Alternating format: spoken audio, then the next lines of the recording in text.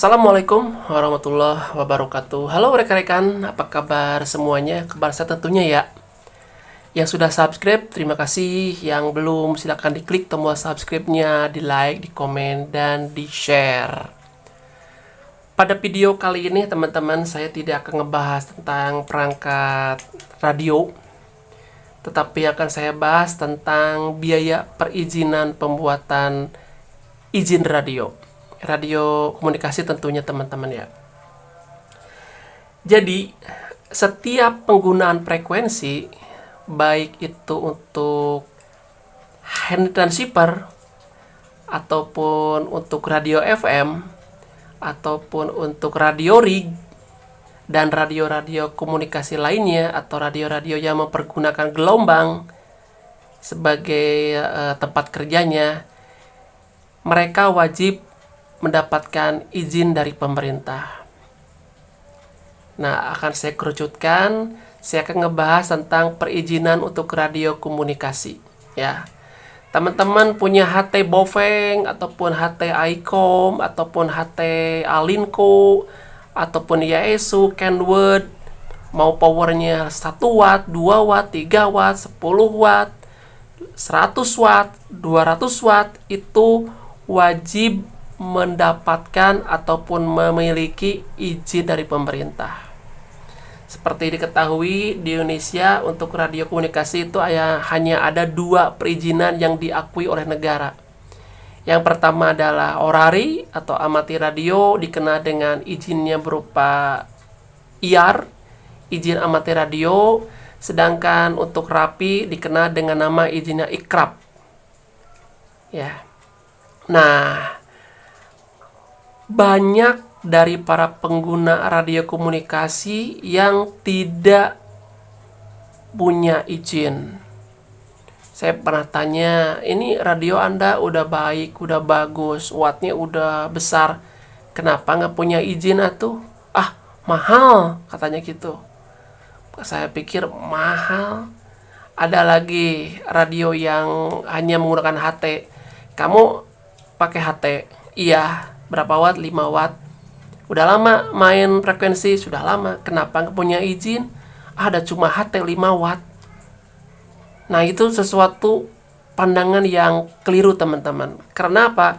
Karena memang frekuensi yang dipergunakan adalah frekuensi punya pemerintah dan kita harus menyewanya untuk pergunakannya, kecuali teman-teman memiliki radio komunikasi yang terbatas. Seperti apa? Intercom menggunakan kabel.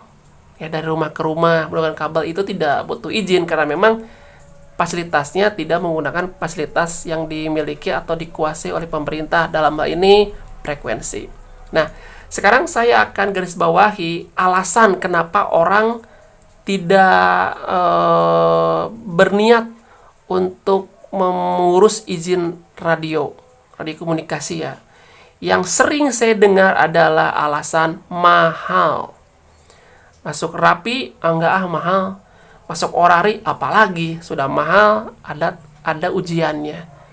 Padahal teman-teman nih ya, sekarang tahun 2023, kalau tidak salah ya, untuk masuk RAPI itu syaratnya selain syarat administrasi, yaitu dengan membayar biaya ke negara 150.000 dan ke organisasi sekitar 350. Jadi totalnya itu 500 kurang lebih ya. Mungkin setiap daerah berbeda. Katakanlah untuk masuk RAPI harus ada uang 500.000 untuk negara plus untuk organisasi RAPI-nya selama 5 tahun.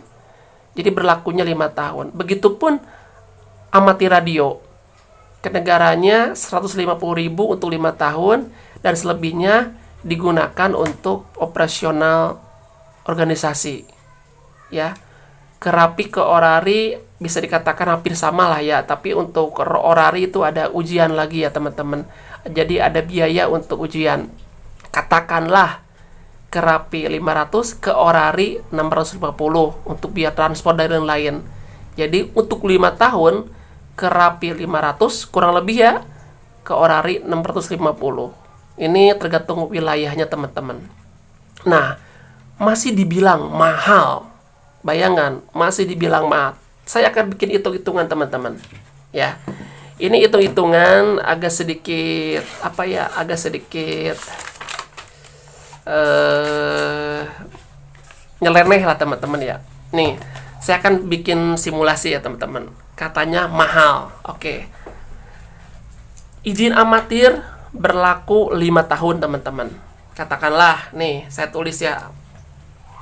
1 tahun itu jumlah harinya 365 hari. Ya. Nah, 365 hari dikali 5 tahun. Ya. Sama dengan 1825 hari. Nah, kelihatan nggak? Nah, ya. 1 tahun 365 hari dikali 5 tahun sama dengan 1825 hari. Ya. Nah, sekarang katakanlah asumsinya ya. Masuk rapi itu 500.000 untuk 5 tahun. Ya. Berarti saya ingin lihatin berapa biaya sewa yang harus kita bayar selama 1 hari. Ya. Berarti 500.000 dibagi 1825 sama dengan 273,9 rupiah per hari. Teman-teman lihat. Katakanlah ya, ini untuk di Rapi. 500.000 untuk 5 tahun dibagi 1825, ini jumlah hari dalam 5 tahun ya. Berarti seharinya teman-teman hanya membayar 273,9 rupiah. Kebayang? Jadi teman-teman sehari hanya bayar segini, 270 rupiah. Nah, sekarang ke orari. Asumsi lagi lah ya. Orari 600.000. Oke, nggak apa-apa lah, ini asumsi ya. Dibagi 1825 sama dengan 328 rupiah per hari. Ini kalau orari katakanlah 600.000 orari ya teman-teman ya. 600.000 dibagi jumlah hari dalam 5 tahun sama dengan 328 rupiah. Jadi teman-teman hanya bayar 328 perak. Bayangkan ya. Ini orari, ini Rapi, ini asumsinya ya. Nah, sekarang saya akan tanyakan rokok yang teman-teman hisap dalam 1 hari ya. Rokok katakanlah sebatang sekarang berapa ya? 2.000 lah. Oke, 2.000 ya. Sehari itu teman-teman merokok 3 kali. Berarti kali 3 sama dengan 6.000 per hari. Nah, ya. Rokok harganya kisaran 2.000 per batang. Dikali sehari ya teman-teman menghisap 3 batang sama dengan 6.000 per hari. Teman-teman merokok biayanya ya 6.000 per hari. Nah, sekarang 6.000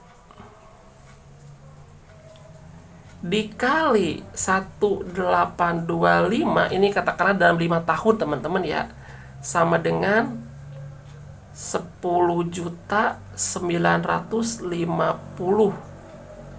Nah, coba bayangkan teman-teman. Teman-teman merokok 6.000 sehari kali 1825, ini jumlah hari dalam 5 tahun ya kan, kita acuannya ke masa berlaku IAR atau ikrab. Jadi teman-teman selama 5 tahun itu menghabiskan biaya beli rokok 10.095.000. Kebayang? Nah, mahalan mana coba? Mahalan izin radio yang sehari hanya 273 perak. Sebulan selima tahunnya hanya membayar 1.000 atau 1.000 dibandingkan dengan biaya rokok teman-teman. Ya. Dalam 5 tahun teman-teman bayar sewa rokok segini. Bayang nggak? Izin radio hanya 500.000, 600.000, sedangkan rokok hampir 10 juta, hampir 11 juta lebih, hampir 10 jutaan lah.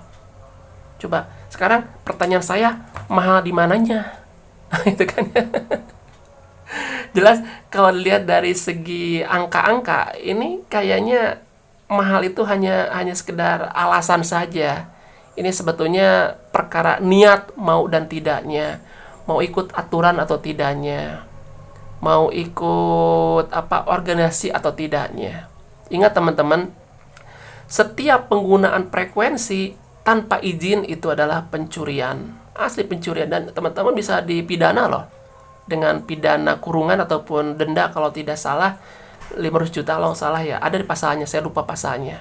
Jadi perkara izin itu kalau menurut saya bukan masalah mahal dan tidak mahalnya, tetapi masalah niat dan tidak niatnya. Ya, ingat, penggunaan frekuensi yang tidak berbayar, tidak disewa, tidak resmi itu adalah pencurian. Oke? Mudah-mudahan teman-teman sadar. Yang sudah punya izin jangan lupa diperpanjang, jangan sampai kadaluarsa. Yang belum, mudah-mudahan tersadarkan, segera mengurus perizinannya. Mau masuk orari boleh, mau masuk rapi tidak masalah. Dua-duanya sah berlaku di Indonesia. Berlaku 5 tahun dan bisa diperpanjang. Saya Yangki Deltawan Delta Bravo Julu, sampai ketemu di video-video saya selanjutnya.